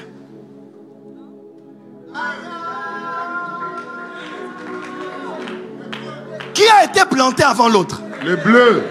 Qui doit être lancé plus que l'autre? Le bleu. Tu dois être plus riche que les païens. Amen. Tu dois être plus influent que les païens. Amen.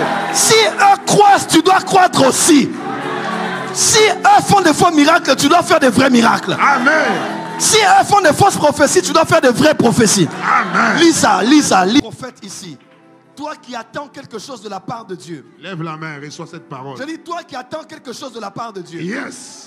Toi dont les prières montent au ciel par ton père biologique. Yes. Toi dont les prières montent au ciel par ta mère biologique. Amen.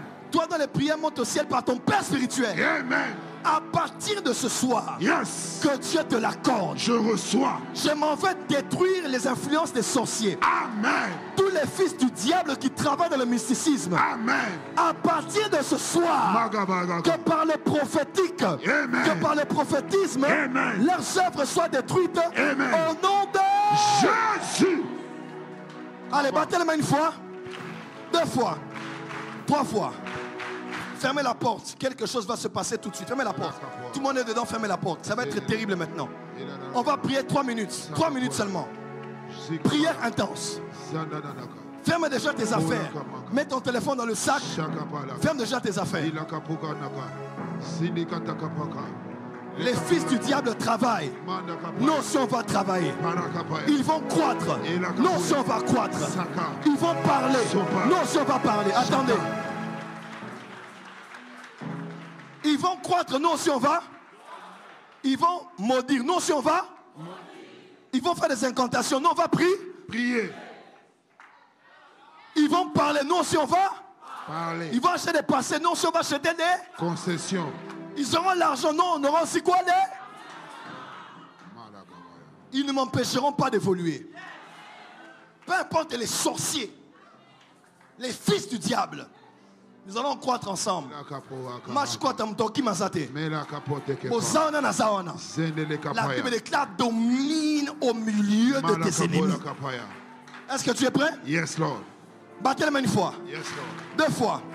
3 fois. Dis mon père, mon père. Mon père, mon père. Plus fort, mon père, mon père. Mon père, mon père. Dis my father, my father. My father, my father. Dis ce soir. Ce soir. Je déclare. Que Jésus. Est mon roi. Est mon roi. Et que je suis fils. Et que je suis fils. Du royaume. Du royaume. Je prends autorité. Je prends autorité. Contre les œuvres. Contre les œuvres. Des fils du diable. Des fils du diable. Contre moi. Contre moi. Ma famille. Ma famille. Ma santé. Ma santé. Mes finances. Mes finances. Ma spiritualité. Ma spiritualité. Aujourd'hui, je n'ai pas peur. Je ne fuirai pas. Je suis là. Et je vais dominer. Est-ce que tu es prêt? Utilise l'arme que tu veux. Le feu, le sang. Battez les mains, priez au nom de Jésus. Shekinah. Instrument. Il a capot, pas capot, la capadaga, scapara capot, la capaya. Alors que tu es en train de battre les mains, tu es en train de détruire par ta prière, tu es en train de t'opposer à l'action délivrée dans ton mariage, dans ton entreprise, dans ton ministère. Lève la voix, bats les mains, le Dieu qui exauce les prières, alors que nous sommes en train de continuer.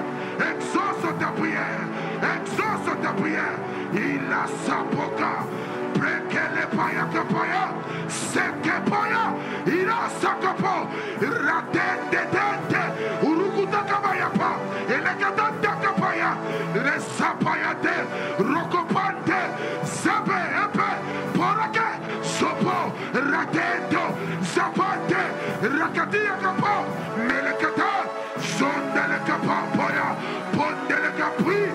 Prie là où tu es, bas les mains. Il y a des gens qui sont derrière ton dossier au travail. Il y a un livret qui est entré dans ton couple. Est-ce que tu peux battre les mains?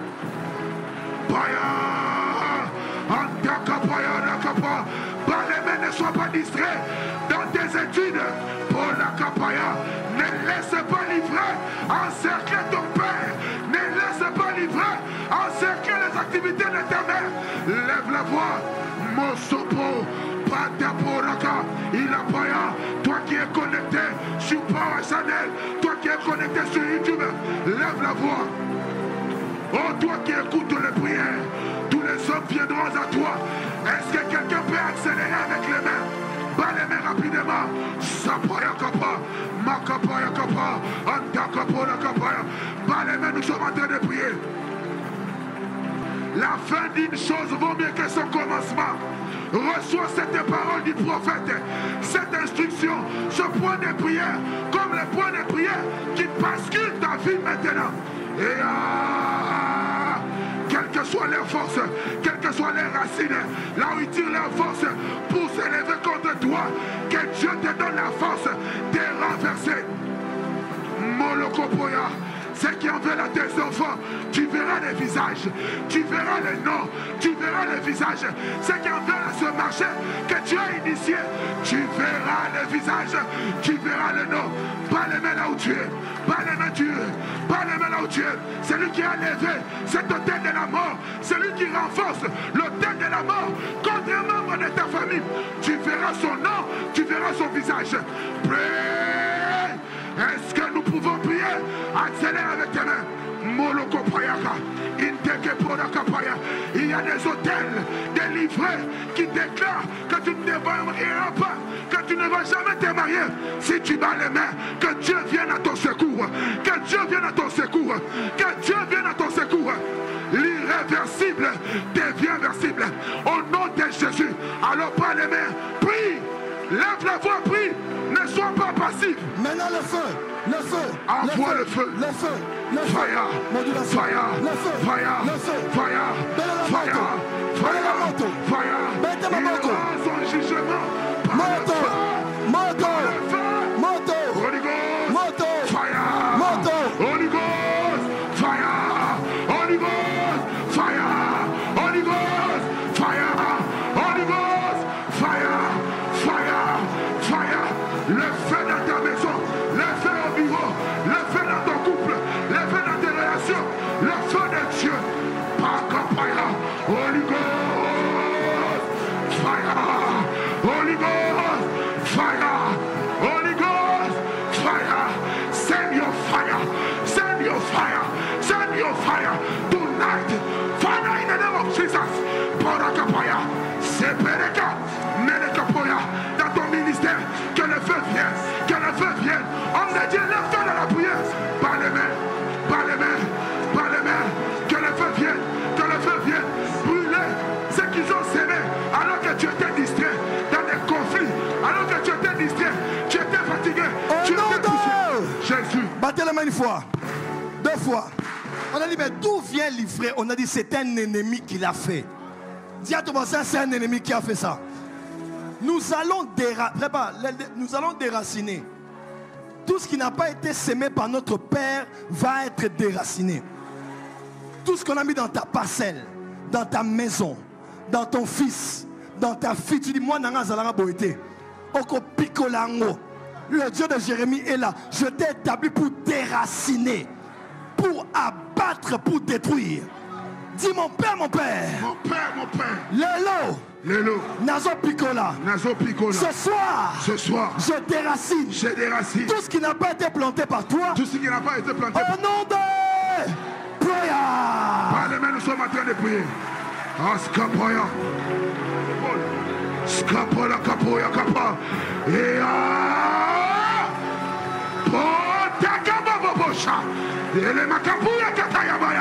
tout ce que le Père n'a pas planté dans mon corps est en train de recevoir le feu et déraciné.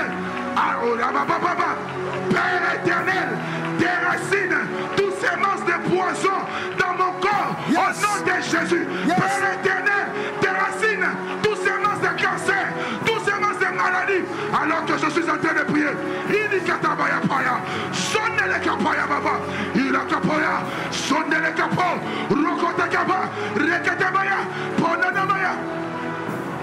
Je ne mourrai pas. Je ne mourrai pas. Je ne mourrai pas. Je ne mourrai pas. Je lève ma voix. Je lève ma voix. J'ai mal les mains. Je déclare. Je ne mourrai pas. Je ne mourrai pas. L'empoisonnement ne peut rien. L'enchantement ne peut rien. La divination ne peut rien. Contre Jacob, je libère cette parole sur ma destinée, sur mon ministère, sur mon futur. Ils ne peuvent rien. In the name of Jesus. In the mighty name of Jesus. In the name of Jesus.